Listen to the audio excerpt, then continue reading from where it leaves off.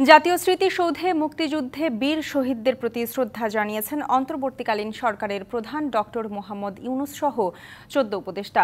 শ্রদ্ধা নিবেদনের ঠিক আগেই নামে বৃষ্টি। বৃষ্টির মধ্যেই শ্রদ্ধা জানান তারা। শুক্রবার সকাল ৯টা ৫০ বৃষ্টির মধ্যে ফুল দিয়ে প্রধান উপদেষ্টা প্রথমে ৭১-এ দেশের জন্য প্রাণ দেয়া জাতির সূর্য সন্তানদের প্রতি এককভাবে শ্রদ্ধা নিবেদন করেন। এরপরে বাকি ১৩ উপদেষ্টাকে সঙ্গে নিয়ে শ্রদ্ধা নিবেদন করা হয়। বৃষ্টিতে ভিজে ভিজেই তারা শ্রদ্ধা জানান। আইনশৃঙ্খলা রক্ষাকারী বাহিনীর সদস্যরা এ সময় ছাতা নিয়ে আসেন। পরে জাতীয় স্মৃতিসৌধে রাখা পরিদর্শক বইয়ে মন্তব্য লেখেন ডক্টর ইউনূস। সাভার থেকে অন্তর্বর্তী সরকারের উপদেষ্টারা আবার ঢাকার উদ্দেশ্যে রওনা দেন।